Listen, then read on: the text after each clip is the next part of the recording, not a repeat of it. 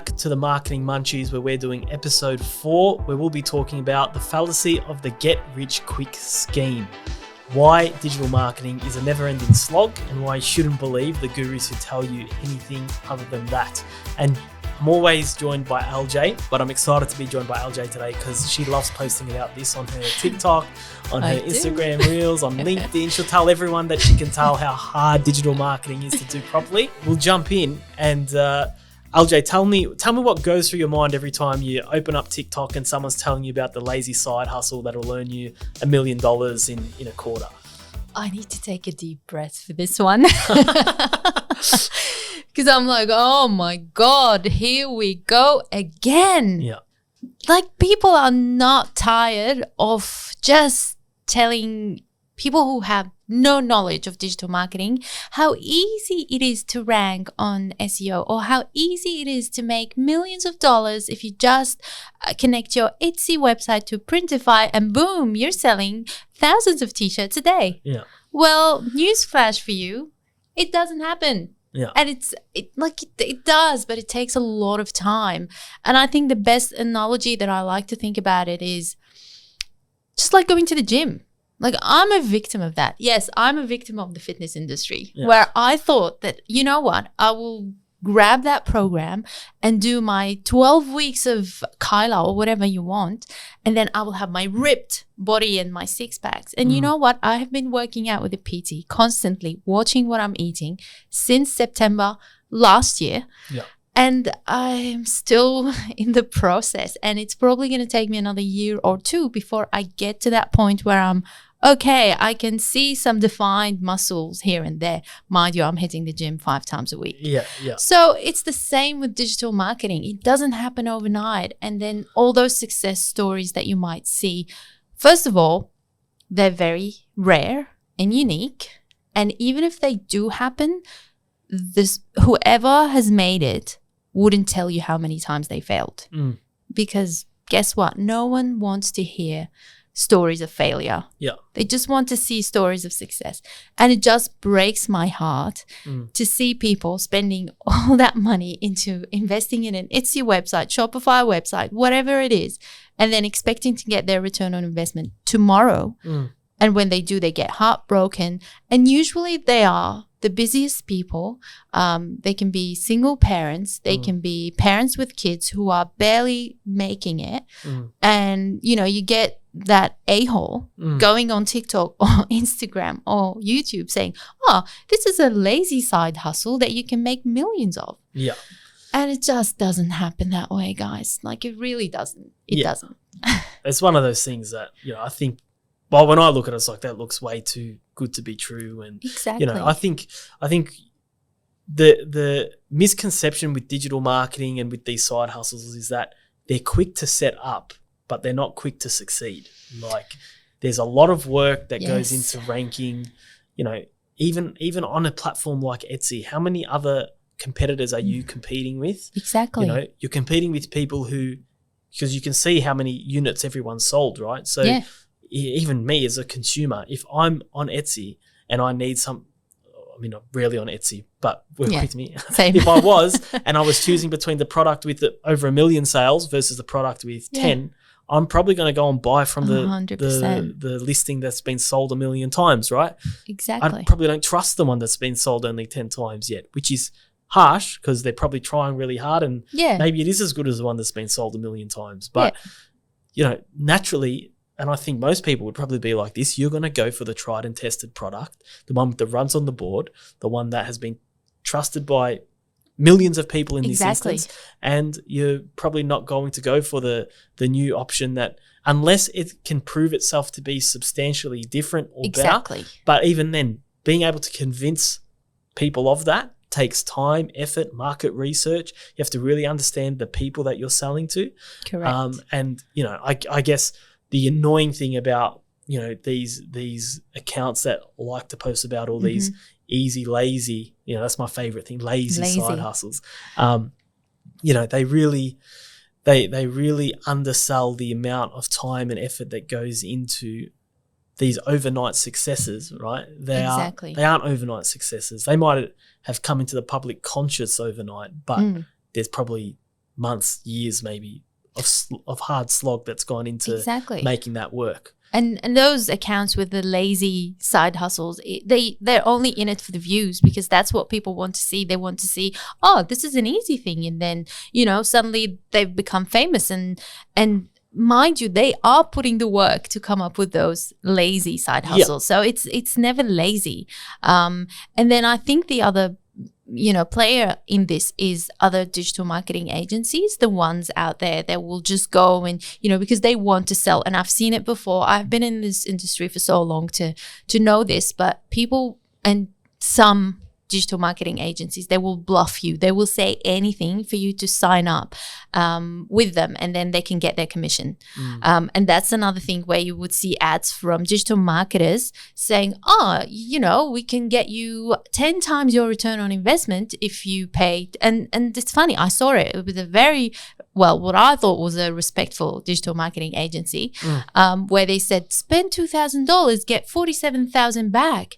And I'm like, hang on a second. I'm either too stupid to see it, or I'm missing out on something that you have connections with Google and social media platforms, or you're just, saying whatever so you can get the lead and try to hard sell them, which is sad as well, because most of those people, as I said, that fall for this are either small business owners who are barely making it, and this is the way out for them. This is the only way they can probably half afford it. And they think, okay, if I get my return on investment in a couple of months, then it's fine. I can spare like $4,000 or whatever. Or they're people who literally have no knowledge and they're fooled. So it affects the rest of us, because after they were burnt out by someone who lied to them, they won't trust the process, and they will see digital marketing as the enemy, whereas it's never the enemy. It's the person who lied to you. Or, they will be paying for months and suddenly they're not ranking. And when, we had several clients that came over and I look at the performance, I'm like, oh my God, you have been paying $2,000, $5,000 a month and you're not even ranking for the keyword that you want. Or it's a different suburb or a different area. It's just, I think that's why I take it on me to educate people and, tell everyone that digital marketing can happen. And look, you can make millions out of an e-com store. But I was talking yesterday, it's funny that this episode is about this, but he's a very successful e-com business owner. He has 5 or 6 businesses that are from, e-commerce. And he said it's not as easy as it used to be 7 years ago. And he did mention that there are 3 elements that play a role, which I totally understand as a marketer, which is, first of all, the brand, the branding of your product that you're trying to sell. Why is it unique? And it's exactly what you said. Second is understanding your audience. So choosing the right platform. So if I'm selling eyeliner, why the hell would I be on Facebook? I'm just going to go Instagram or TikTok, because that's my target audience. If I'm selling, if I'm a tradie and I'm a plumber, there's nothing that I can showcase, for my Instagram, other than maybe I'll just do it so I can get brand awareness. But I wouldn't expect leads for a plumber to come from Instagram, for example, or even TikTok, because if I have a plumbing issue, I'm going to go to Google. That's where I'm going to search. So it's all about understanding what digital marketing is, where your audience would be spending your time. And I guess those are the questions as a business owner you should ask your digital marketing provider. You should ask them, all right, this is my target audience. This is where do you think they spend their time? What do you think their behavior is? Because part of digital marketing is understanding people's behavior, where they spend their time. And look, I'm an addict. And I will say I'm a social media addict. And for a good reason, because that's where I look at what other brands are doing, what other, where people are spending their time on. I'm one of those silly people that will go and read the comments. For one reason, because I want to understand the psychology of people. And, this opens up a great space. Even when we come up with a keyword research for an SEO campaign or Google Ads, we think of the user intent. Why would someone be searching plumber Melbourne, for example, versus 24/7 emergency? So it's all about that. And that's what digital marketing should provide to you. And your provider, that's what they should provide to you. Like guidance, insights, information, plus the results. But again, as we said, There's nothing called lazy side hustle. There's hard work. There's consistency. And there's patience. Yeah.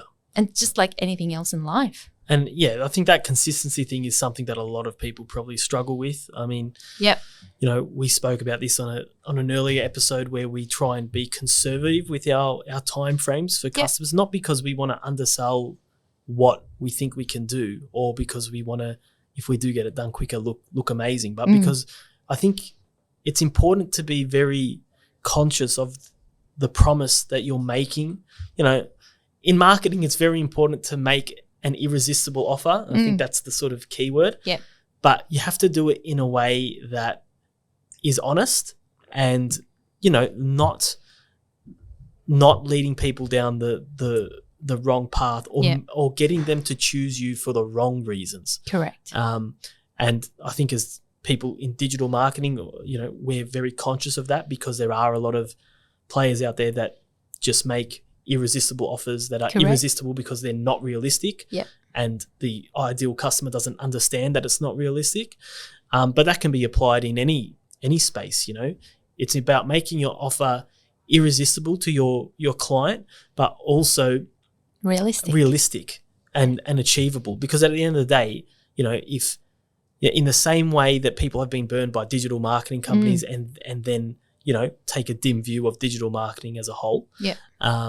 And particularly the brands that have misled them, that could happen to your business if you're making silly offers that, sound great but are never realized. Yeah. And that's going to affect, what people think of your business. It could lead to bad Google reviews, which is obviously not a good thing. No. It could lead to, just really bad brand awareness. In the worst instances, it can lead to some pretty negative media coverage, which never goes away, right? So, I think it's just this interesting space where because digital marketing and, the whole digital space moves so quickly, people just misconstrue how quickly things get done with how quickly results can happen, right? Correct. It's more about that consistency of approach. So with that in mind, LJ, what are your sort of, what do you think of ways that people can sort of remove themselves from this get rich quick mentality if they are serious about, making one of these side hustles work in the long term? So first things first, do it. Yeah. If you really want to do it, but have the right expectations behind it. If look at your competitors, look at what other people are offering in the market and try to do better. And, whether it was a better product or a unique product or maybe better videos and content and imagery, that's the first thing. Have a plan and don't expect to get your return on investment in a couple of months. It's going to take time. And when I say time, I'm honestly thinking 12 months to 24 months before you actually make a good revenue that can enable you to leave your full-time job and, consider this as your income platform. And then number 3, make sure that you understand your target audience and where they spend their time, because that is very important. That's how it makes you, successful. And last but not least, don't worry to fail. And it's okay if you don't make money in the first few months. Just marketing is all about optimization and it's all about trial and error. You try this strategy. If it works very well, continue investing into it. Do more of it. Yeah. And if it doesn't, don't think that you're a failure, because that's how you learn. Change it. Optimize your message. Change your imagery. Maybe get more videos. Look at what your competitors are doing. Do better. But, be patient, because digital marketing is like everything else in life. It doesn't come easy. It doesn't happen overnight. And there's a lot of work behind it. So just set that mindset, have that mindset ready, and then just act upon it. But, don't be fooled by those idiots who are trying to fool you just to get the views and get the money themselves. Yeah. Just be smarter with your choices. Just like anything else. When you go to a GP and they're saying something that doesn't make sense, then it doesn't make sense. Yeah. Search for it. Use ChatGPT to look for answers. No, kidding. Yeah. Look, Google. Ask other people who have done it, or look for people who are experts in that domain. And even if you don't have the budget for it, it's fine. Try to do it yourself, but have again, set your expectations that it might take longer with you. But again, nothing is going to happen within the first 2 months, 3 months, even 6 months, unless you're really, really lucky or you have really big budgets, marketing budgets behind it, where you can, compete and you can run your Google ads and beat competition. But generally speaking, for a side hustle, I would give it a minimum of 12 months to 24 months for it to pick up. Yeah. And I think the only thing I'd add to that, given the time frames we're talking, is, if you're looking to start something out as a side hustle, whether that's in e-commerce or any sort of digital space, you have to be passionate about it. Like, you're just never going to have that consistency if you've just done this because you're looking to make it a quick extra couple grand on the side, or you're looking to, get rich quick, because you're going to be disappointed when it doesn't happen. You're going to stop doing all the things that you need to do to make it a success.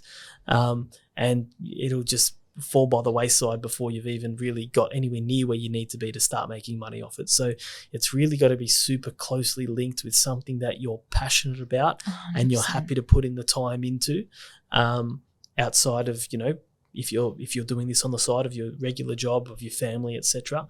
Having the passion for whatever this side hustle you land on is super important, because without that, it's never going to get off the ground, really. Exactly.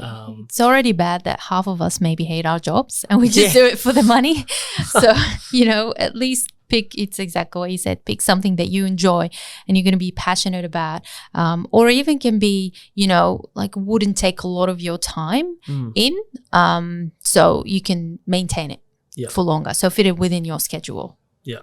So, we'll wrap up with, the questions and answers the questions that have come in on this sort of topic. So people, it's so easy to get a business up and running and have some sort of digital business on the go on the side.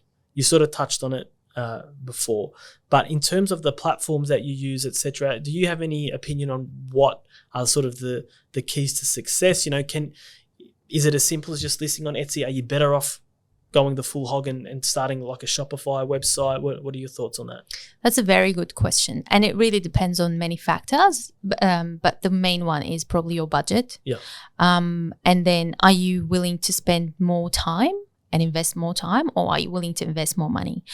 Platforms are almost the same. So if you go Shopify, WordPress, they all have their pros and cons. Particularly when it comes to SEO, I would rather you guys, pick Shopify or WordPress versus Wix or Etsy, for example, because on the long run, it's much better, a better user experience. But even if I've seen people who were successful just selling off Instagram. So it doesn't matter really. It really depends on the budget and the amount of money versus time that you want to invest. That would be the first thing. The second thing is have the right expectations for the platform. So if your budget only allows you to do social media, it will take longer for people to make that purchase decision. And the reason for that, because when people are on their socials, they are window shopping. They're not in the mindset to make a purchase right away. So it takes them longer, maybe 8 times, for them to make a decision to make a purchase. Whereas if you're doing, you have the budget to advertise on Google Ads, then probably you will have a quicker return on investment, because people are searching for your product and maybe just deciding whether they go with you or someone else. But again, it all goes down to you being realistic and with the budget as well, because, you can, and we've seen it before, people can get burnt, particularly on Google Ads when they don't set it up correctly. Boom, their $500 budget that was supposed to last them for a month goes within 2 days. So just understanding that, and step away from the Wix and the Squarespace websites, because they're really not SEO friendly. No. And I think you made a good point there around, making sure that the platforms that you're using to advertise your website, your products are right for the products that you're selling, but also making sure that the experience of buying that product is super simple. Exactly. Don't go and burn hundreds of dollars on a Google ad that's directing to a homepage when it should be directing to a product page, or to a landing page where within 2 or 3 clicks they can have made their purchase. Ideally 1 click, purchase, and I'm done into my details, and I'm out of there, right? The more clicks someone has to make, or the more navigating someone has to do on a website or any platform to make their purchase, is another chance for them to leave and not make a purchase, right? Correct. So I think mobile first. That's the other thing, because a lot of us just spend a lot of our time on our phones. So the website has to be mobile friendly. You can make a purchase easily on the website, on your mobile. So these are really important as well. Yeah. And maybe one last question. What about, what are your thoughts on user-generated content in this space? Obviously, this is whereby you take your product, you give it out to influencers within that space and get them to post videos of them either using or reviewing the product. Is that a super key element of these, for lack of a better word, these get-rich-quick ideas, part of making them actually work? How important is that UGC element? Again, depends on the product, but it's usually a major part as well in creating that, holistic view that my product is good, people are buying it, trying it. Yeah. No one needs to know that you've just sent them for free. Yeah. And maybe, again, for a side hustle, probably people wouldn't have the budget. So go to those influencers that don't have thousands, but they have a few followers and they're genuine about their content, and then just send them free gifts and, hope for the best. Yeah. Because again, think of it, the way that I would see it is more of reviews. Other people are reviewing your product, and I would go to the genuine ones, because I've seen it before with influencers where they will have millions of followers, and, as a marketing agency, we would pay them thousands and thousands of dollars, and the conversion rate is so low. So don't be fooled with the number of followers. It's important that you see that they are genuine.